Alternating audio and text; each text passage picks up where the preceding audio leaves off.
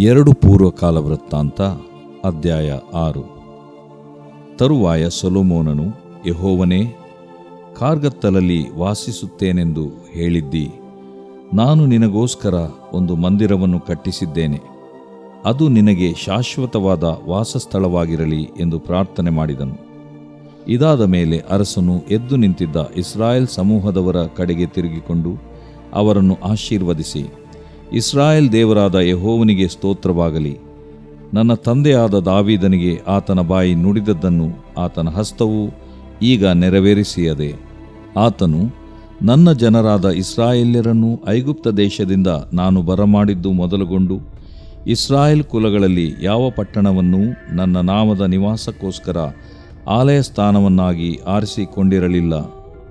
ನನ್ನ ಪ್ರಜೆಯಾದ ಇಸ್ರಾಯೇಲ್ಯರ ಪ್ರಭುವಾಗುವುದಕ್ಕಾಗಿ ಯಾವನೊಬ್ಬ ಪುರುಷನನ್ನು ಆರಿಸಿಕೊಂಡದ್ದೂ ಇಲ್ಲ. ಆದರೆ ಈಗ ನನ್ನ ನಾಮಸ್ಥಾಪನೆಗೋಸ್ಕರ ಯೆರೂಸಲೇಮನ್ನು, ನನ್ನ ಪ್ರಜೆಗಳಾದ ಇಸ್ರಾಯೇಲ್ಯರನ್ನು ಆಳುವುದಕ್ಕೋಸ್ಕರ ದಾವೀದನನ್ನು ಆರಿಸಿಕೊಂಡಿದ್ದೇನೆ ಎಂದು ಹೇಳಿದನು. ನನ್ನ ತಂದೆಯಾದ ದಾವೀದನು ಇಸ್ರಾಯೇಲ್ ದೇವರಾದ ಯೆಹೋವನ ಹೆಸರಿನದಾಗಿ ಆಲಯವನ್ನು ಕಟ್ಟಬೇಕೆಂದು ಮನಸ್ಸು ಮಾಡಿದಾಗ ಆತನು ಅವನಿಗೆ, ನೀನು ನನ್ನ ಹೆಸರಿನದಾಗಿ ಒಂದು ಮನೆಯನ್ನು ಕಟ್ಟುವುದಕ್ಕೆ ಮನಸ್ಸು ಮಾಡಿದ್ದು ಒಳ್ಳೆಯದೇ ಸರಿ. ಆದರೂ ನೀನು ಅದನ್ನು ಕಟ್ಟಬಾರದು. ನಿನ್ನಿಂದ ಹುಟ್ಟುವ ಮಗನು ಅದನ್ನು ನನ್ನ ಹೆಸರಿನದಾಗಿ ಕಟ್ಟಬೇಕು ಎಂದು ಹೇಳಿದನು. ಯೆಹೋವನು ತಾನು ಕೊಟ್ಟ ಮಾತನ್ನು ನೆರವೇರಿಸಿದನು. ಆತನ ವಾಗ್ದಾನದಂತೆ ನಾನು ನನ್ನ ತಂದೆಯಾದ ದಾವೀದನಿಗೆ ಬದಲಾಗಿ ಇಸ್ರಾಯೇಲ್ ಸಿಂಹಾಸನದ ಮೇಲೆ ಅರಸನಾಗಿ ಕೂತುಕೊಂಡು ಇಸ್ರಾಯೇಲ್ ದೇವರಾದ ಯೆಹೋವನ ಹೆಸರಿನದಾಗಿ ಈ ಆಲಯವನ್ನು ಕಟ್ಟಿಸಿದ್ದೇನೆ. ಇದಲ್ಲದೆ ಇಸ್ರಾಯೇಲ್ಯರಿಗೆ ಯೆಹೋವನಿಂದ ದೊರಕಿದ ನಿಬಂಧನ ಶಾಸನಗಳಿರುವ ಮಂಜೂಷವನ್ನು ಅಲ್ಲಿಟ್ಟಿದ್ದೇನೆ ಎಂದು ಹೇಳಿದನು. ತರುವಾಯ ಸೊಲೊಮೋನನು ಎಲ್ಲಾ ಇಸ್ರಾಯೇಲ್ಯರ ಎದುರಿನಲ್ಲಿ ಯೆಹೋವನ ಯಜ್ಞವೇದಿಯ ಮುಂದೆ ಕೈಗಳನ್ನೆತ್ತಿಕೊಂಡು ನಿಂತನು. ಅವನು 5 ಮೊಳ ಉದ್ದ, 5 ಮೊಳ ಅಗಲ, 3 ಮೊಳ ಎತ್ತರವಾಗಿರುವ ಒಂದು ತಾಮ್ರಪೀಠವನ್ನು ಮಾಡಿಸಿ ಪ್ರಾಕಾರದ ಮಧ್ಯದಲ್ಲಿಡಿಸಿದ್ದನು. ಅವನು ಇಸ್ರಾಯೇಲ್ ಸರ್ವಸಮೂಹದ ಎದುರಿನಲ್ಲಿ ಅದನ್ನು ಹತ್ತಿ ಅದರ ಮೇಲೆ ಮೊಣಕಾಲೂರಿಕೊಂಡು ಆಕಾಶದ ಕಡೆಗೆ ಕೈಗಳನ್ನೆತ್ತಿ ಹೀಗೆ ಪ್ರಾರ್ಥಿಸಿದನು: ಇಸ್ರಾಯೇಲ್ ದೇವರಾದ ಯೆಹೋವನೇ, ಭೂಲೋಕದಲ್ಲಿಯೂ ಪರಲೋಕದಲ್ಲಿಯೂ ನಿನಗೆ ಸಮಾನನಾದ ದೇವರಿಲ್ಲ. ಪೂರ್ಣ ಮನಸ್ಸಿನಿಂದ ನಿನಗೆ ನಡೆದುಕೊಳ್ಳುವಂಥ ಸೇವಕರ ವಿಷಯದಲ್ಲಿ ನೀನು ನಿನ್ನ ಒಡಂಬಡಿಕೆಯನ್ನು ಕೃಪೆಯನ್ನು ನೆರವೇರಿಸುವವನು. ನಿನ್ನ ಸೇವಕನೂ ನನ್ನ ತಂದೆಯೂ ಆದ ದಾವೀದನಿಗೆ ಕೊಟ್ಟ ಮಾತನ್ನು ಕೈಕೊಂಡಿ ನಿನ್ನ ಬಾಯಿ ನುಡಿದದ್ದನ್ನು ನಿನ್ನ ಹಸ್ತವು ಈಗ ನೆರವೇರಿಸಿತು. ಇಸ್ರಾಯೇಲ್ ದೇವರಾದ ಯೆಹೋವನೇ, ನೀನು ನನ್ನ ತಂದೆಯಾದ ದಾವೀದನಿಗೆ, ನಿನ್ನ ಸಂತಾನದವರು ನಿನ್ನಂತೆ ಜಾಗರೂಕತೆಯಿಂದ ನನ್ನ ಕಟ್ಟಳೆಯನ್ನು ಅನುಸರಿಸಿ ನಡೆದುಕೊಳ್ಳುವುದಾದರೆ ಅವರು ತಪ್ಪದೆ ಇಸ್ರಾಯೇಲ್ ಸಿಂಹಾಸನದ ಮೇಲೆ ಕೂತುಕೊಳ್ಳುವಂತೆ ಮಾಡುವೆನು ಎಂಬುದಾಗಿ ವಾಗ್ದಾನ ಮಾಡಿದೆಯಲ್ಲ, ಅದನ್ನು ನೆರವೇರಿಸು. ಇಸ್ರಾಯೇಲ್ ದೇವರೇ ಯೆಹೋವನೇ, ನೀನು ನಿನ್ನ ಸೇವಕನಾದ ದಾವೀದನಿಗೆ ನುಡಿದದ್ದೆಲ್ಲವೂ ಸಾರ್ಥಕವಾಗಲಿ. ದೇವರು ನಿಜವಾಗಿ ಮನುಷ್ಯರೊಡನೆ ಭೂಲೋಕದಲ್ಲಿ ವಾಸಿಸುವನು. ಆಕಾಶವೂ ಉನ್ನತೋನ್ನತವಾದ ಆಕಾಶವೂ ನಿನ್ನ ವಾಸಕ್ಕೆ ಸಾಲವು. ಹೀಗಿರುವಲ್ಲಿ ನಾನು ಕಟ್ಟಿಸಿದ ಈ ಮಂದಿರವು ಹೇಗೆ ಸಾಕಾದೀತು? ಆದರೂ ನನ್ನ ದೇವರೇ ಯೆಹೋವನೇ, ನಿನ್ನ ಸೇವಕನ ಪ್ರಾರ್ಥನೆಗೂ ವಿಜ್ಞಾಪನೆಗೂ ಕಿವಿಗೊಡು. ನಿನ್ನನ್ನು ಪ್ರಾರ್ಥಿಸುತ್ತಿರುವ ನಿನ್ನ ಸೇವಕನ ಮೊರೆಯನ್ನು ಲಾಲಿಸು. ಈ ಸ್ಥಳವನ್ನು ಕುರಿತು ನನ್ನ ನಾಮ ಪ್ರಭಾವವು ಇಲ್ಲಿ ವಾಸಿಸುವುದು ಎಂದು ಹೇಳಿದವನೇ, ನಿನ್ನ ಕಟಾಕ್ಷವು ಹಗಲಿರುಳೂ ಈ ಮಂದಿರದ ಮೇಲಿರಲಿ. ಇಲ್ಲಿ ನಿನ್ನ ಸೇವಕನು ಪ್ರಾರ್ಥಿಸುವಾಗೆಲ್ಲ ಅವನಿಗೆ ಸದುತ್ತರವನ್ನು ದಯಪಾಲಿಸು. ನಿನ್ನ ಸೇವಕನಾದ ನಾನಾಗಲಿ ನಿನ್ನ ಪ್ರಜೆಗಳಾದ ಇಸ್ರಾಯೇಲ್ಯರಾಗಲಿ ಈ ಸ್ಥಳದ ಕಡೆಗೆ ತಿರುಗಿಕೊಂಡು ನಿನ್ನನ್ನು ಪ್ರಾರ್ಥಿಸುವಾಗ ನಿನ್ನ ನಿವಾಸವಾಗಿರುವ ಪರಲೋಕದಿಂದ ನಮ್ಮ ವಿನ್ನಹಗಳನ್ನು ಕೇಳಿ ಕ್ಷಮೆಯನ್ನು ಅನುಗ್ರಹಿಸು.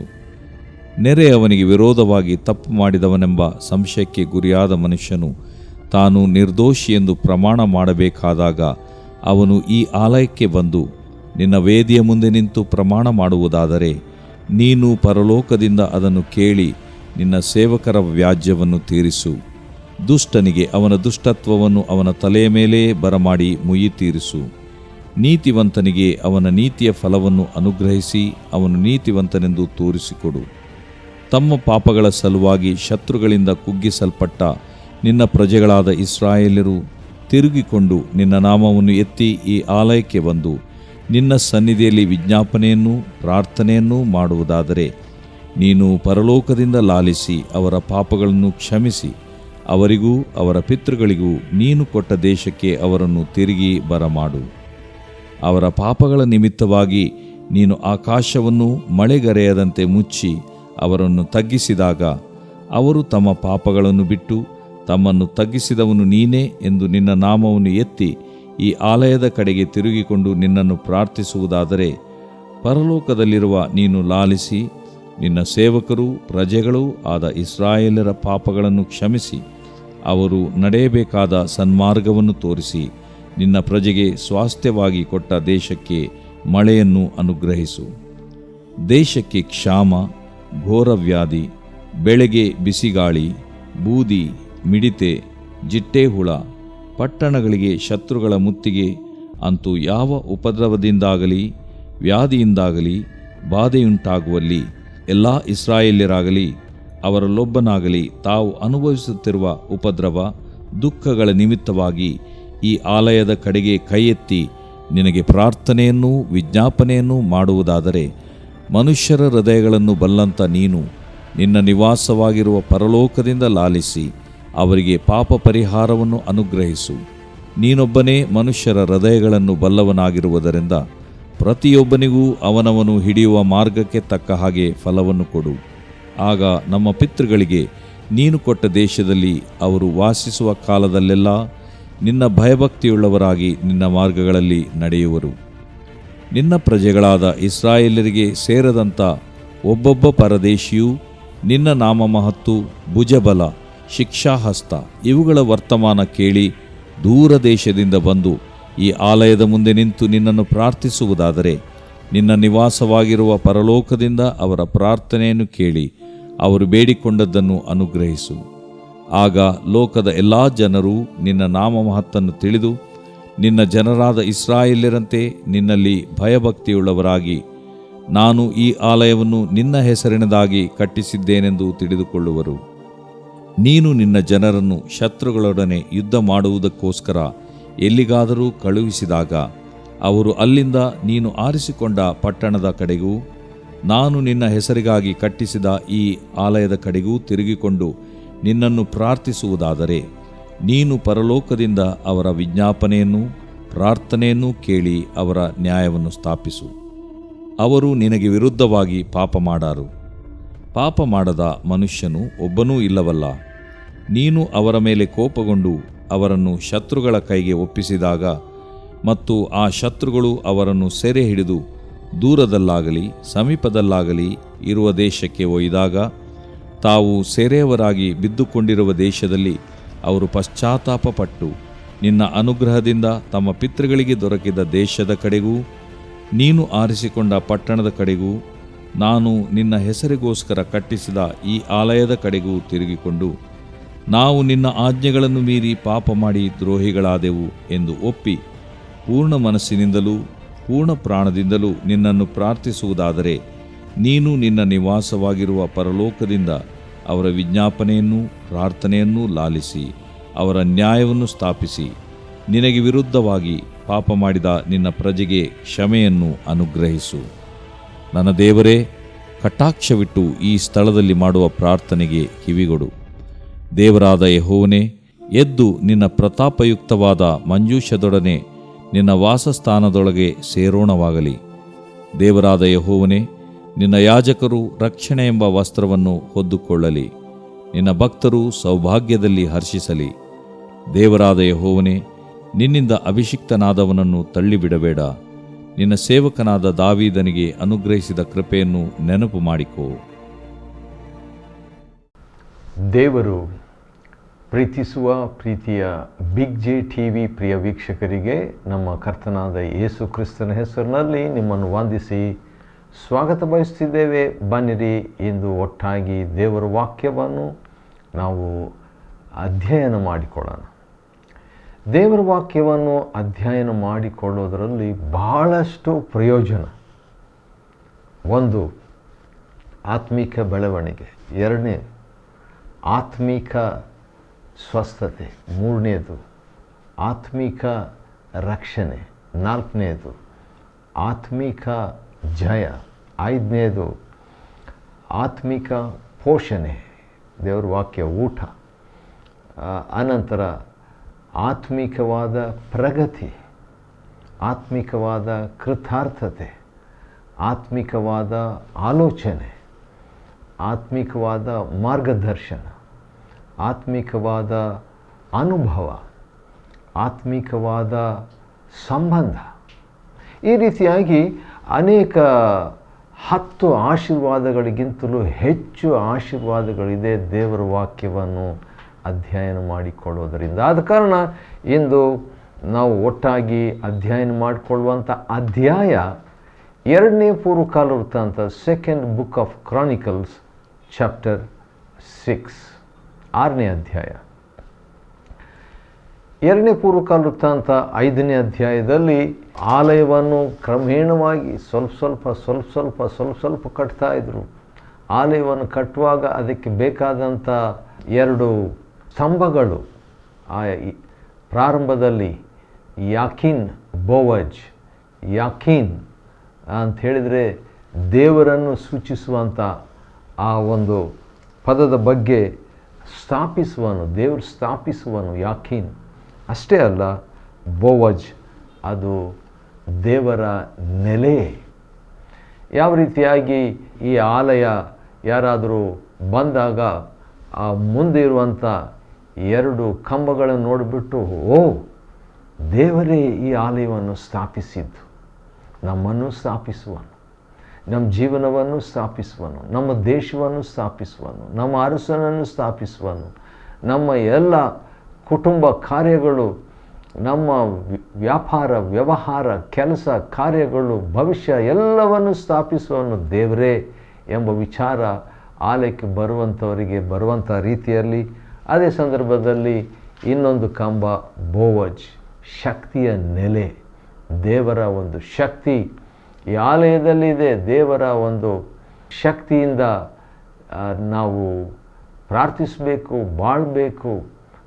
ಪ್ರತಿ ಕ್ಷೇತ್ರದಲ್ಲಿ ಶಕ್ತಿಯನ್ನು ನೀಡುವ ಆತನು ದೇವರೇ, ಸ್ಥಾಪಿಸುವ ಆತನು ದೇವರೇ, ಶಕ್ತಿ ಕೊಡುವಾತನು ದೇವರೇ, ಮುಂದುವರಿಸೋದಕ್ಕೆಂಬುದಾಗಿ ಆಲಯವನ್ನು ಆ ರೀತಿಯಾಗಿತ್ತು. ಮತ್ತು ಕೆಲವು ವರ್ಷಗಳಾಯಿತು ಸೊಲೊಮೋನನಿಗೆ ಈ ಆಲಯ ಕಟ್ಟಲಿಕ್ಕೆ. ಅವನು 4ನೇ ವರ್ಷ, ರಾಜನಾದ ಆಳ್ವಿಕೆಯ 4ನೇ ವರ್ಷ 2ನೇ ತಿಂಗಳು 2ನೇ ದಿನ ಅವನು ಆಲಯದ ಕೆಲಸವನ್ನು ಪ್ರಾರಂಭಿಸಿ ಸುಮಾರು 20 ವರ್ಷಗಳಾಯಿತು ಆಲಯವನ್ನು ಮತ್ತು ತನ್ನ ಅರಮನೆಯನ್ನು ಕಟ್ಟಿ ಮುಗಿಸುವುದಕ್ಕೆ. ಹೌದು, ಮೊದಲು ಆಲಯದ ಒಳಗಿನ ವಿಷಯಕ್ಕೆ ಮಹತ್ವವನ್ನು ಕೊಟ್ಟು ಕೊನೆಯಲ್ಲಿ ಎಲ್ಲವನ್ನು ಮುಗಿಸಿದ ನಂತರ, ಹೌದು, ಆ ಗಾಯಕ ಮಂಡಳಿ, ಸಂಗೀತ ವಾದ್ಯದವರು ಎಲ್ಲರೂ ಬಂದರು. ಎಲ್ಲರಿಗೂ ಕೂಡ ಸಂಗೀತ ವಾದ್ಯಗಳನ್ನು ಸುಮಾರು 120 ಜನರು ನಿಂತ್ಕೊಂಡು ಹಾಡಿದರು. ಹಾಡುವಾಗ ಅವರು ಹೇಳಿದ್ದು, ಯೆಹೋವನು ಒಳ್ಳೆಯವನು, ದ ಲಾರ್ಡ್ ಈಸ್ ಗುಡ್. ಯೆಹೋವನು ಒಳ್ಳೆಯವನು, ಆತನ ಕೃಪೆಯು ಶಾಶ್ವತವಾದದ್ದು ಎಂದು ಕೃತಜ್ಞತಾಸ್ತುತಿಯನ್ನು ಮಾಡುವುದರಿಂದ ಅವರು ಪ್ರಾರಂಭಿಸ್ತಾರೆ. ಉದ್ಘಾಟನೆಯನ್ನು ಮಾಡಬೇಕಂತ ಎಲ್ಲ ರೆಡಿ ಮಾಡಿದ್ದಾರೆ. ಆ ರೀತಿಯಾಗಿ ಕೃತಜ್ಞತಾಸ್ತುತಿಯನ್ನು ಮಾಡ್ತಾ ಇರುವಾಗ ಮಾಡುವವರ ಸ್ವರವು ಕೇಳಿಸಿದೊಡನೆ ಮೇಘವು, ದೇವರ ಸನ್ನಿಧಾನವನ್ನು ಸೂಚಿಸುವಂಥ ಮೇಘವು ಯೆಹೋವನ ತೇಜಸ್ಸಿನಿಂದ ಯೆಹೋವನ ಆಲಯದಲ್ಲಿ ತುಂಬಿಕೊಂಡಿತು. ಯಾವ ಪ್ರಸಂಗಿನೂ ಇಲ್ಲ, ಯಾವ ಭಾಷಾಂತರಗಾರನೂ ಇಲ್ಲ, ಯಾವ VIP ಇಲ್ಲ. ಕೇವಲ ದೇವರಿಗೆ ಸ್ತೋತ್ರ. ಆತನು ಒಳ್ಳೆಯವನು, ಆತನ ಒಳ್ಳೆತನದ ಬಗ್ಗೆ, ಆತನ ಕೃಪೆಯ ಬಗ್ಗೆ. ಆತನ ಕೃಪೆಯು ಶಾಶ್ವತವಾದದ್ದು. ಈ 2 ವಿಷಯಗಳು ಭಾಳ ಇಂಪಾರ್ಟೆಂಟು ದೇವರ ವಿಷಯವಾಗಿ ಆರಾಧಿಸಲಿಕ್ಕೆ. ಅಷ್ಟೇ ಅಲ್ಲ, ಅನುಭವಿಸುವುದಕ್ಕೆ ಕೂಡ. ದೇವರು ಒಳ್ಳೆಯವನಂತ ಅನುಭವಿಸಿದ ಮೇಲೆ ನಾವು ಒಳ್ಳೆಯವನೆಂಬುದಾಗಿ ಹೇಳ್ತೇವೆ.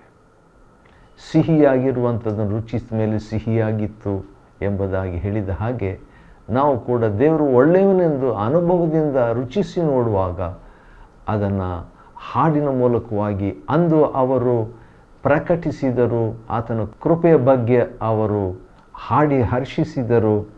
ಕೂಡಲೇ ಆ ಸ್ವರವು, ಕೃತಜ್ಞತಾ ಸ್ತುತಿ ಮಾಡುವರ ಸ್ವರವು ಕೇಳಿಸಿದೊಡನೆ ಮೇಘವು ಯೆಹೋವನ ಆಲಯದಲ್ಲಿ ತುಂಬಿಕೊಂಡಿತು. ಒಂದು ಆಶ್ಚರ್ಯ ಏನೆಂದರೆ, ಯೆಹೋವನ ತೇಜಸ್ಸಿನಿಂದ ವ್ಯಾಪ್ತವಾಗಿದ್ದ ಮೇಘವು ದೇವಾಲಯದಲ್ಲಿ ತುಂಬಿಕೊಂಡದ್ದರಿಂದ ಏನಾಯಿತು? ಯಾಜಕರು ಅಲ್ಲಿ ನಿಂತು ಸೇವೆ ಮಾಡಲಾರದೆ ಹೋದರು. ಸೇವೆ ಹೇಗಿರಬೇಕಂದ್ರೆ, ಆರಾಧನೆ ಮಾಡುವಾಗ ಸೇವೆನೇ ನಿಂತು ಹೋಗಬೇಕು. ಇಲ್ಲಿ 120 ಯಾಜಕರು ನಿಂತುಕೊಂಡು ಆ ಕೀರ್ತನೆ, ದೇವರಿಗೆ ಸ್ತೋತ್ರವನ್ನು, ದೇವರ ಒಳ್ಳೆತನವನ್ನು, ದೇವರ ಕೃಪೆಯ ಬಗ್ಗೆ ಹೇಳ್ತಾ ಇದ್ದಾಗ ಹಾಗೆ ಅಲ್ಲಿ ದೇವರ ಒಂದು ಪ್ರಸನ್ನತೆ. ಈ ರೀತಿಯಾಗಿರುವಾಗ ಈಗ ಸೊಲೊಮೋನನು ಪ್ರಾರ್ಥನೆ ಮಾಡ್ತಾನೆ. 6ನೇ ಅಧ್ಯಾಯ 1ನೇ ವಚನದಲ್ಲಿ, ಯೆಹೋವನೇ ಎಂಬುದಾಗಿ ನಾನು ನಿನಗೋಸ್ಕರ ಒಂದು ಮಂದಿರವನ್ನು ಕಟ್ಟಿಸಿದ್ದೇನೆ, ಅದು ನಿನಗೆ ಶಾಶ್ವತವಾದ ವಾಸಸ್ಥಳವಾಗಿರಲಿ ಎಂಬುದಾಗಿ ಒಂದು ಶಾರ್ಟ್ ಪ್ರೇಯರ್, ಒಂದು ಚಿಕ್ಕ ಪ್ರಾರ್ಥನೆಯನ್ನು ಮಾಡಿದ ನಂತರ ಆ ಅರಸನು ಎದ್ದು ನಿಂತಿದ್ದ ಇಸ್ರಾಯೇಲ್ ಸಮೂಹದವರ ಕಡೆಗೆ ತಿರುಗಿಕೊಂಡು ಅವರನ್ನು ಆಶೀರ್ವದಿಸಿ ಹೇಳ್ತಿದ್ದಾನೆ, ಇಸ್ರಾಯೇಲ್ ದೇವರಾದ ಯೆಹೋವನಿಗೆ ಸ್ತೋತ್ರವಾಗಲಿ ಎಂಬುದಾಗಿ ತನ್ನ ತಂದೆಯ ದೇವರು ಎಂಬುದಾಗಿ ಪರಿಚಯಿಸಿ, ನನ್ನ ಪ್ರಜೆ ದಾವಿದನನ್ನು ಆರಿಸಿಕೊಂಡಿದ್ದಾನೆ, ನನ್ನ ತಂದೆಯನ್ನು ಆರಿಸಿಕೊಂಡಿದ್ದಾನೆ. ಈಗ ಆತನು ಆ ಆಲಯ ಕಟ್ಟುವಂಥ ಜವಾಬ್ದಾರಿಕೆ ನನಗೆ ಕೊಟ್ಟಿದ್ದಾನೆ ಎಂಬುದಾಗಿ, ದೇವರ ಹೆಸರಿಗಾಗಿ ನಾನು ಒಂದು ಮನೆಯನ್ನು ಕಟ್ಟಿದ್ದೇನೆ, ಮನಸ್ಸು ಮಾಡಿದ್ದೇನೆ, ಯೆಹೋವನು ತಾನು ಕೊಟ್ಟ ಮಾತನ್ನು ನೆರವೇರಿಸಿದ್ದಾನೆ. ಸುಮಾರು ವರ್ಷಗಳು, ಹತ್ರ 20 ವರ್ಷಗಳು ಆಲಯವನ್ನು, ಅರಮನೆಯನ್ನು ಕಟ್ಟುವಂಥ ವೇಳೆಯಲ್ಲಿ ಬಹುಶಃ ಬೇರೆ ದೇಶದವರೆಲ್ಲ ಮಾತಾಡಿಕೊಂಡ್ರೆ, ಏನಿದು ಇಸ್ರಾಯೇಲರು ಆಲಯ ಕಟ್ತಾ ಇದ್ದಾರಂತೆ, ದೇವರಿಗೋಸ್ಕರವಾಗಿ ಸಣ್ಣ ಒಂದು ಆಲಯ ಕಟ್ಟಲಿಕ್ಕೆ ಇಷ್ಟು ವರ್ಷ ಬೇಕಾ ಅವರಿಗೆ, ಅದು ಎಲ್ಲ ಬಂಗಾರದಿಂದ ಆಲಯ ಕಟ್ತಿದ್ದಾರಂತೆ ಎಂಬುದಾಗಿ ಸುಮಾರು 20 ವರ್ಷಗಳು ಆಲಯ ಕಟ್ಟುವುದಕ್ಕೆ ಈ ಯಹೂದಿಗಳು ಬೇರೆ ಕೆಲಸ ಇಲ್ಲವಾ ಇವರಿಗೆ, ದೇವರ ಆಲಯವನ್ನು ಕಟ್ತಾ ಇದ್ದಾರೆ, ಅರಮನೆಯನ್ನು ಕಟ್ತಾ ಇದ್ದಾರೆ. ಸೊಲೊಮೋನಿಗೆ ಅವನು ಅರಸನಾಗಿ 4 ವರ್ಷ ಆಗಿದ್ದ ತಕ್ಷಣ ಸ್ಟಾರ್ಟಿಂಗ್ನಿಂದಲೇ, ಪ್ರಾರಂಭದಿಂದಲೇ ಅವ್ರ ತಂದೆ ಬೇರೆ ಆ ಮಾತನ್ನು ಆಲಯ ಕಟ್ಟಂತ ಹೇಳಿದಾಗ ಅದನ್ನೇ ಮಾಡ್ತಾ ಇದ್ದಾರಲ್ಲ ಇವರು ಯಹೂದ್ಯರು, ಎಲ್ಲ ಜನರು. ಅಷ್ಟೇ ಅಲ್ಲದೆ ಈ ತೂರಿನ ಅರಸನಾದ ಹೀರಾಮನು ಕೂಡ ಸೇರಿಕೊಂಡು, ಅವನು ಕೂಡ ಸೊಲೊಮೋನ್ ಜೊತೆಗೆ ಸೇರಿಕೊಂಡು ಆಲಯ ಕಟ್ಟುವುದಕ್ಕೆ ಸಹಾಯ ಮಾಡ್ತಾ ಇದ್ದಾರೆ. ತುರಾಯಿ ಮರಗಳು ಮತ್ತು ನೌಕೆಯಲ್ಲಿ ಆಲಯಕ್ಕೆ ಬೇಕಾದಂಥ ವಸ್ತುಗಳನ್ನೆಲ್ಲ ಅವರು ತಗೊಂಡು ಹೋಗ್ತಾ ಇದ್ದಾರೆ ಎಂಬುದಾಗಿ ಅವರು ಬಹುಶಃ ಮಾತಾಡಿಕೊಂಡಿರಬೇಕು. ಯಾಕಂದರೆ ಒಂದು ಗ್ರ್ಯಾಂಡ್ ಆಲಯವನ್ನು, ಸಂಭ್ರಮವಾದಂಥ ಆಲಯವನ್ನು ಕಟ್ಟಿಸಿದ್ದನು. ಹೌದು, ಮಂಜೂಷವನ್ನು ಅದರಲ್ಲಿ ಇಟ್ಟಿದ್ದೇನೆ ಎಂಬುದಾಗಿ ಜನರಿಗೂ ಕೂಡ ಸೊಲೊಮೋನು ಅರಸನು ಅನೌನ್ಸ್ ಮಾಡ್ತಾನೆ. ತರುವಾಯ ಸೊಲೊಮೋನನು ಎಲ್ಲ ಇಸ್ರಾಯೇಲರ ಎದುರಿನಲ್ಲಿ ಯೆಹೋವನ ಯಜ್ಞವೇದಿಯ ಮುಂದೆ ಕೈಗಳನ್ನೆತ್ತಿಕೊಂಡು ನಿಂತನು. ವಾವ್, ಎಂಥ ಒಂದು ಒಳ್ಳೆ ಒಂದು ಪೋಸ್. ಯಾಕಂದರೆ ಆಲಯದ ಒಂದು ಕಟ್ಟೋಣವು, ಕೆಲಸವು ಆಲ್ಮೋಸ್ಟ್ ಮುಗಿತೀಗ, ಮುಗಿದುಬಿಟ್ಟಿದೆ. ಆದ ಕಾರಣ ಈಗ ಪ್ರತಿಷ್ಠೆ ಮಾಡಬೇಕು ಆಲಯವನ್ನು. ತನ್ನ ಕೈಗಳನ್ನು ದೇವರ ಕಡೆಗೆ ಎತ್ತಿದ್ದಾನೆ. ಅಷ್ಟೇ ಅಲ್ಲ, ಅವನು ಇಸ್ರಾಯೇಲ್ ಸರ್ವ ಸಮೂಹದ ಎದುರಿನಲ್ಲಿ ಅದನ್ನು ಅಲ್ಲಿದ್ದಂಥ ತಾಮ್ರ ಪೀಠವನ್ನು ಹತ್ತಿ ಅದರ ಮೇಲೆ ಮೊಣಕಾಲೂರಿಕೊಂಡು, ವಾವ್, ಅರಸನು ಮೊಣಕಾಲೂರಿಕೊಂಡು ಆಕಾಶದ ಕಡೆಗೆ ಕೈಗಳನ್ನೆತ್ತಿ ಹೀಗೆ ಪ್ರಾರ್ಥಿಸಿದನು. 14ನೇ ವಚನದಿಂದ ಹಿಡಿದು ಕೊನೆಯವರೆಗೆ ಸುಮಾರು 29 ವಚನಗಳನ್ನು ಅಡಕವಾಗಿರುವ ಒಂದು ದೊಡ್ಡ ಪ್ರಾರ್ಥನೆ ಅನ್ನೋದು. ಬಹುಶಃ ಇದು ಬೈಬಲ್ನಲ್ಲಿ ಅತ್ಯಂತ ದೊಡ್ಡ ಪ್ರಾರ್ಥನೆಗಳಲ್ಲಿ ಒಂದಾಗಿರ್ತದೆ. ಇದೇ ದೊಡ್ಡ ಪ್ರಾರ್ಥನೆ ಅಂತ ಹೇಳ್ಬೋದು. ಅವನು ಇಸ್ರಾಯೇಲ್ ದೇವರಾದ ಯೆಹೋವನೇ, ಭೂಲೋಕದಲ್ಲಿಯೂ ಪರಲೋಕದಲ್ಲಿಯೂ ನಿನಗೆ ಸಮಾನನಾದ ದೇವರಿಲ್ಲ. ಪೂರ್ಣ ಮನಸ್ಸಿಂದ ನಿನಗೆ ನಡೆದುಕೊಳ್ಳುವಂಥ ಸೇವಕರ ವಿಷಯದಲ್ಲಿ ನೀನು ನಿನ್ನ ಒಡಂಬಡಿಕೆಯನ್ನು, ಕೃಪೆಯನ್ನು ನೆರವೇರಿಸುವವನಾಗಿದ್ದಿ. ನಿನ್ನ ಬಾಯಿ ನುಡಿದಿದ್ದನ್ನು ನಿನ್ನ ಹಸ್ತವೀಗ ನೆರವೇರಿಸಿತು ಎಂಬುದಾಗಿ ಇಸ್ರಾಯೇಲ್ ದೇವರಾದ ಯೆಹೋವನೇ, ನೀನು ನನ್ನ ತಂದೆಯಾದ ದಾವೀದನಿಗೆ ಕೊಟ್ಟ ವಾಗ್ದಾನದ ಪ್ರಕಾರವಾಗಿ ನೀನು ನೆರವೇರಿಸಿದ್ದಿ. ಯೆಹೋವನೇ, ನೀನು ನಿನ್ನ ಸೇವಕನಾದ ದಾವೀದನಿಗೆ ನುಡಿದಿದ್ದನ್ನು ಎಲ್ಲವೂ ಸಾರ್ಥಕವಾಗಲಿ ಎಂಬುದಾಗಿ ಹೇಳಿಬಿಟ್ಟು, ದೇವರು ನಿಜವಾಗಿ ಮನುಷ್ಯರೊಡನೆ ಭೂಲೋಕದಲ್ಲಿ ವಾಸಿಸುವನೋ ಎಂಬುದಾಗಿ ಒಂದು ಪ್ರಶ್ನೆ ಪ್ರೇಯರ್ನಲ್ಲಿನೇ, ಪ್ರಾರ್ಥನೆಯಲ್ಲಿನೇ, ಆಕಾಶವು ಉನ್ನತವಾದ ಆಕಾಶವು ನಿನ್ನ ವಾಸಕ್ಕೆ ಸಾಲದು. The heavens cannot contain. ಹೀಗಿರುವಲ್ಲಿ ನಾನು ಕಟ್ಟಿಸಿದ ಈ ಮಂದಿರವು ಹೇಗೆ ನಿನಗೆ ಸಾಕಾಗ? ನನ್ನ ದೇವರೇ ಯೆಹೋವನೇ, ನಿನ್ನ ಸೇವಕನ ಪ್ರಾರ್ಥನೆಗೂ ವಿಜ್ಞಾಪನೆ ಕಿವಿಗೋಡು ಎಂಬುದಾಗಿ ಹೇಳಿಬಿಟ್ಟು ದೇವರ ಹತ್ರ ಕೆಲವು ವಿಷಯಗಳನ್ನು ಸೊಲೊಮೋನ್ ಇಡ್ತಿದ್ದಾನೆ. ಅದು ಭಾಳ ಒಳ್ಳೆಯ ಒಂದು ವಿಷಯ. ಉದಾಹರಣೆಗೆ, ಹಗಲಿರುಳು ನಿನ್ನ ಸೇವಕನು ಪ್ರಾರ್ಥಿಸುವಾಗೆಲ್ಲ ಅವನಿಗೆ ಸದುತ್ತರವನ್ನು, ಪ್ರಾರ್ಥನೆಗೆ ಉತ್ತರ. ಯಾಕೆ ಈ ಆಲಯ? ಹೌದು, ಆ ಆಲಯವು ದಾವೀದ ಒಂದು ಮಾತಿನಲ್ಲಿ ಹೇಳಬೇಕಾದರೆ ಯಾಕೆ ಅವನು ಆಲಯವನ್ನು ಕಟ್ಟಿಸಿದನು ಎಂಬುದಕ್ಕಾಗಿ ಅವನು ಹೇಳ್ತಾನೆ, ದೇವರೇ, ಈ ಆಲಯವನ್ನು ನಾನು ಕಟ್ಟಿಸಿದ್ದು ನಿಬಂಧನಾ ಮಂಜೂಷ ಇಡುವುದಕ್ಕೋಸ್ಕರವಾಗಿ. ಮಂಜೂಷವನ್ನು ಇಡುವುದಕ್ಕಾಗಿ ಆಲಯ ಕಟ್ಟಿಬೇಕು. ಆಲಯದ ಉದ್ದೇಶ ದೇವರ ಸನ್ನಿಧಾನ. ಎರಡನೇ ಉದ್ದೇಶ, ಹೌದು, ದೇವರ ಪಾದಪೀಠವಾಗಿರಲಿ, ಪರಲೋಕಕ್ಕೂ ಭೂಲೋಕಕ್ಕೂ ಒಂದು ಕನೆಕ್ಷನ್ ಆಗಿರಲಿ. ದೇವರು ಪರಲೋಕವನ್ನು ಸಿಂಹಾಸನವಾಗಿ ಮಾಡಿಕೊಂಡು ಕೂತ್ಕೊಂಡರೆ ಆತನ ಪಾದದ ಪೀಠ ಈ ಭೂಮಿಯಲ್ಲಿ ಆತನ ಆಲಯದ ಎಡೆಗೆ ಬರಲಿ ಎಂಬ ಎರಡನೇ ಉದ್ದೇಶ. ಮೂರನೇದಾಗಿ, ದೇವರ ನಾಮಕ್ಕೋಸ್ಕರವಾಗಿ ಈ ಆಲಯವನ್ನು ಕಟ್ಟಿದನು. ಅಷ್ಟೇ ಅಲ್ಲ, ಆಲಯದ ಮತ್ತೊಂದು ಉದ್ದೇಶ ಇದು ಮನುಷ್ಯರಿಗೋಸ್ಕರ ಅಲ್ಲ, ದೇವರಿಗೋಸ್ಕರ ಅಂತ. ನಾಲ್ಕನೇ ಕಾರಣ ಯಾಕೆ ಆಲಯ ಕಟ್ಟಿದ್ದು? ಯಾಕೆಂದರೆ ನನ್ನ ಅನುರಾಗದಿಂದ ಇದನ್ನು ನಾನು ಕಟ್ಟಿದ್ದೇನೆ, ಇವುಗಳನ್ನೆಲ್ಲ ಸಂಗ್ರಹಿಸಿದ್ದೇನೆ. ಯಾಕಂತ ಹೇಳಿದರೆ ಆಲಯದ ಮೇಲಿನ ಅನುರಾಗದಿಂದ ಒಂದು ಆಶೆ ಅದನ್ನು ವ್ಯಕ್ತಪಡಿಸುವಂಥ ರೀತಿಯಲ್ಲಿ ಕಟ್ಟಲ್ಪಟ್ಟಿತ್ತು ಈ ಒಂದು ಆಲಯ. ಯಾಕಂದರೆ ದೇವರ ಮೇಲಿನ ಪ್ರೀತಿಯಿಂದ ಕಟ್ಟಬೇಕು, ದೇವರ ಪ್ರೀತಿಯನ್ನು ಪ್ರಕಟಿಸುವುದಕ್ಕಾಗಿ. ಅಷ್ಟೇ ಅಲ್ಲ, ಇನ್ನೊಂದು ಕಾರಣ ಏನಂದರೆ, ಇಲ್ಲಿ ಇದ್ದು ಯಾರಾದರೂ ಪ್ರಾರ್ಥನೆ ಮಾಡಿದರೆ ಆ ಪ್ರಾರ್ಥನೆಗೆ ಸದುತ್ತರ ದಯಪಾಲಿಸುವಂತೆ. ಒಂದು ವೇಳೆ ನೆರೆಯವನಿಗೆ ವಿರೋಧವಾಗಿ ಯಾರಾದರೂ ತಪ್ಪು ಮಾಡಿದವನೆಂಬ ಸಂಶಯಕ್ಕೆ ಗುರಿಯಾದಂಥ ಮನುಷ್ಯನ ವಿಷಯದಲ್ಲಿ ವ್ಯಾಜ್ಯ ತೀರಿಸಿಕೊಳ್ಳುವುದಕ್ಕೆ ಕೂಡ ಈ ಆಲಯ ಅನುಕೂಲವಾಗಿತ್ತು ಎಂಬ ಮಾತು. ಅಷ್ಟೇ ಅಲ್ಲ, ಶತ್ರುಗಳಿಂದ ಜನರು ಕುಗ್ಗಿಸಲ್ಪಟ್ಟರೆ, ಅಂದರೆ ಜನರು ಪಾಪ ಮಾಡಿ, ತಪ್ಪು ಮಾಡಿ, ದೇವರಿಗೆ ವಿರುದ್ಧವಾಗಿ ಪಾಪ ಮಾಡಿ ದೇವರ ಆಜ್ಞೆಗಳನ್ನು ಉಲ್ಲಂಘಿಸಿದರೂ ಕೂಡ ಅಂಥ ಸಂದರ್ಭದಲ್ಲಿ ಶತ್ರುಗಳಿಂದ ಕುಗ್ಗಿಸಲ್ಪಟ್ಟರೆ ನಿನ್ನ ನಾಮವನ್ನು ಎತ್ತಿ ಈ ಆಲಯಕ್ಕೆ ಬಂದು ನಿನ್ನ ಸನ್ನಿಧಾನದಲ್ಲಿ ಅವರು ಪಾಪ ಮಾಡಿದ್ದೇವೆ ಅಂತ ಹೇಳ್ಬಿಟ್ಟು ಒಪ್ಪಿಕೊಂಡ್ರೆ ಅವರ ಪಾಪಗಳನ್ನು ಕ್ಷಮಿಸಿ ಅವರಿಗೆ ಕೊಟ್ಟ ದೇಶವನ್ನು ಹಿಂದಿರುಗಿ ಕೊಟ್ಟುಬಿಡು ಎಂಬುದಾಗಿ ಸೊಲೊಮೋನನು ದೇವರಿಗೆ ತನ್ನ ಪ್ರಾರ್ಥನೆಯಲ್ಲಿ ಹೇಳ್ತಾನೆ ರೀ. ಹೌದು, ದೇವರ ನಾಮಕ್ಕಾಗಿ, ನಾಮದ ನಿಮಿತ್ತವಾಗಿ ಪ್ರಾರ್ಥಿಸುವುದಾದರೆ ಪರಲೋಕದಲ್ಲಿರುವ ನೀನು ಅವರ ಪ್ರಾರ್ಥನೆಯನ್ನು ಕೇಳು, ಅವರ ಪ್ರಾರ್ಥನೆಗೆ ಉತ್ತರವನ್ನು ದಯಪಾಲಿಸು ಎಂಬುದಾಗಿ ಹೇಳ್ತಾನೆ.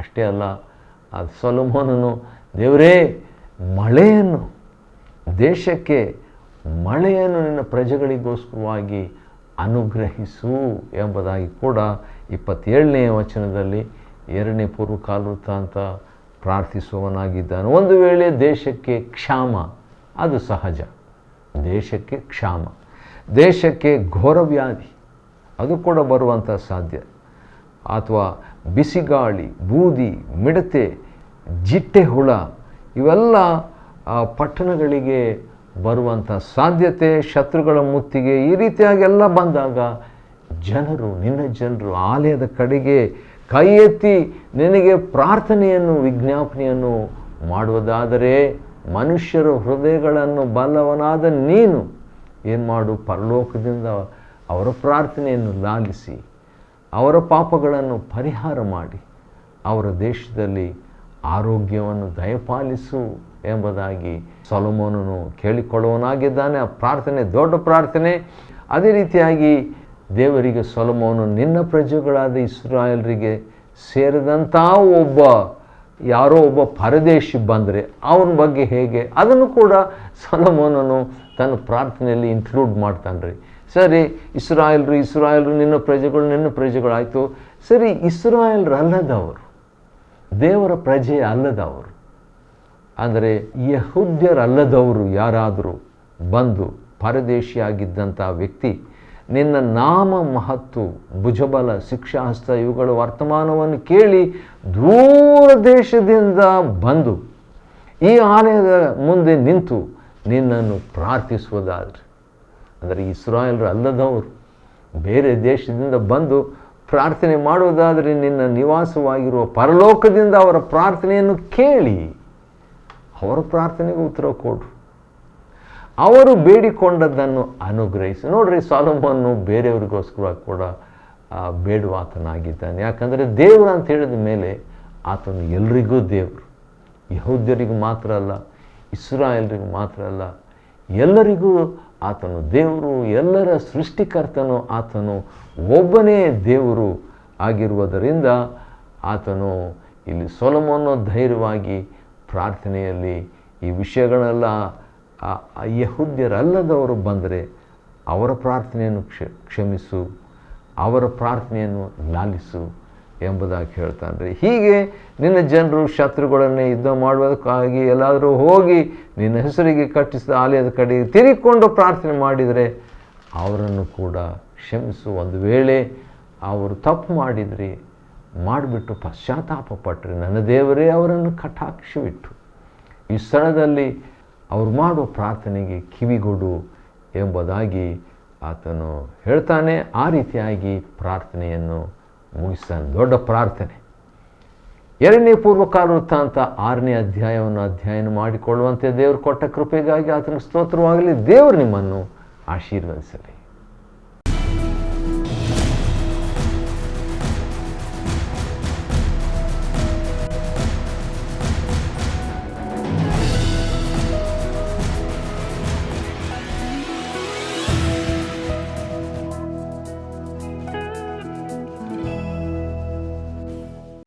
Chapter 6. Then said Solomon, The Lord has said that he would dwell in the thick darkness, but I have built an house of habitation for thee, and a place for thy dwelling forever. And the king turned his face and blessed the whole congregation of Israel, and all the congregation of Israel stood. And he said, Blessed be the Lord God of Israel, who hath with his hands fulfilled that which he spake with his mouth to my father David, saying, Since the day that I brought forth my people out of the land of Egypt, I chose no city among all the tribes of Israel to build an house in, that my name might be there. Neither chose I any man to be a ruler over my people Israel. But I have chosen Jerusalem, that my name might be there, and have chosen David to be over my people Israel. Now it was in the heart of David my father to build an house for the name of the Lord God of Israel. But the Lord said to David my father, Forasmuch as it was in thine heart to build an house for my name, thou didst dwell in that it was in thine heart. Notwithstanding thou shalt not build the house, but thy son which shall come forth out of thy loins, he shall build the house for my name. The Lord therefore hath performed his word that he hath spoken. For I am risen up in the room of David my father, and am set on the throne of Israel, as the Lord promised, and have built the house for the name of the Lord God of Israel, and in it have I put the ark, wherein is the covenant of the Lord, that he made with the children of Israel. And he stood before the altar of the Lord in the presence of all the congregation of Israel, and spread forth his hands. For Solomon had made a brazen scaffold of 5 cubits long and 5 cubits broad and 3 cubits high, and had set it in the midst of the court, and upon it he stood, and kneeled down upon his knees before all the congregation of Israel, and spread forth his hands toward heaven, and said, O Lord God of Israel, there is no God like thee in the heaven, nor in the earth, which keepest covenant, and shewest mercy unto thy servants that walk before thee with all their hearts. Thou which hast kept with thy servant David my father that which thou hast promised him, and spakest with thy mouth, and hast fulfilled it with thine hand, as it is this day. Now therefore, O Lord God of Israel, keep with thy servant David my father that which thou hast promised him, saying, There shall not fail thee a man in my sight to sit upon the throne of Israel. Yet so that thy children take heed to their way to walk in my law, as thou hast walked before me. Now then, O Lord God of Israel, let thy word be verified which thou hast spoken unto thy servant David. But will God in very deed dwell with men on the earth? Behold, heaven and the heaven of heavens cannot contain thee, how much less this house which I have built? Have respect therefore to the prayer of thy servant, and to his supplication, O Lord my God, to hearken unto the cry and the prayer which thy servant prayeth before thee, that thine eyes may be open upon this house day and night, upon the place whereof thou hast said that thou wouldest put thy name there, to hearken unto the prayer which thy servant prayeth toward this place. Hearken therefore unto the supplications of thy servant and of thy people Israel, which they shall make toward this place. Hear thou from thy dwelling place, even from heaven, and when thou hearest, forgive. If a man sin against his neighbor, and an oath be laid upon him to make him swear, and the oath come before thine altar in this house, then hear thou from heaven, and do, and judge thy servants, by requiting the wicked, by recompensing his way upon his own head, and by justifying the righteous, by giving him according to his righteousness. And if thy people Israel be put to the worse before the enemy, because they have sinned against thee, and shall return and confess thy name, and pray and make supplication before thee in this house, then hear thou from the heavens, and forgive the sin of thy people Israel, and bring them again unto the land which thou gavest to them and to their fathers. When the heaven is shut up, and there is no rain, because they have sinned against thee, yet if they pray toward this place, and confess thy name, and turn from their sin when thou dost afflict them, then hear thou from heaven, and forgive the sin of thy servants, and of thy people Israel, when thou hast taught them the good way, wherein they should walk. And send rain upon thy land, which thou hast given unto thy people for an inheritance. If there be dearth in the land, if there be pestilence, if there be blasting, or mildew, locusts, or caterpillars, if their enemies besiege them in the cities of their land, whatsoever sore or whatsoever sickness there be, then what prayer or what supplication soever shall be made of any man, or of all thy people Israel, when every one shall know his own sore and his own grief, and shall spread forth his hands in this house, then hear thou from heaven thy dwelling place, and forgive, and render unto every man according unto all his ways, whose heart thou knowest. For thou only knowest the hearts of the children of men, that they may fear thee, to walk in thy ways, so long as they live in the land which thou gavest unto our fathers. Moreover, concerning the stranger which is not of thy people Israel, but is come from a far country for thy great name's sake, and thy mighty hand, and thy stretched out arm, if they come and pray in this house, then hear thou from the heavens, even from thy dwelling place, and do according to all that the stranger calleth to thee for, that all people of the earth may know thy name, and fear thee, as doth thy people Israel, and may know that this house which I have built is called by thy name. If thy people go out to war against their enemies by the way that thou shalt send them, and they pray unto thee toward this city which thou hast chosen, and the house which I have built for thy name, then hear thou from the heavens their prayer and their supplication, and maintain their cause.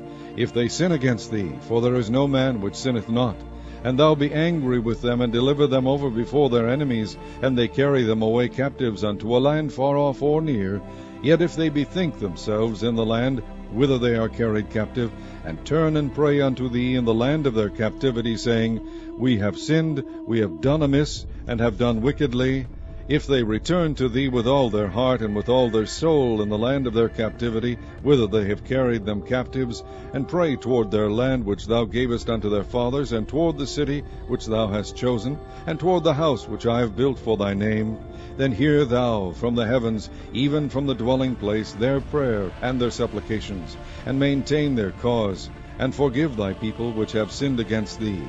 Now, my God, let I beseech thee, thine eyes be opened, and let thine ears be attent unto the prayer that is made in this place. Now therefore arise, O Lord God, into thy resting place, thou and the ark of thy strength. Let thy priests, O Lord God, be clothed with salvation, and let thy saints rejoice in goodness.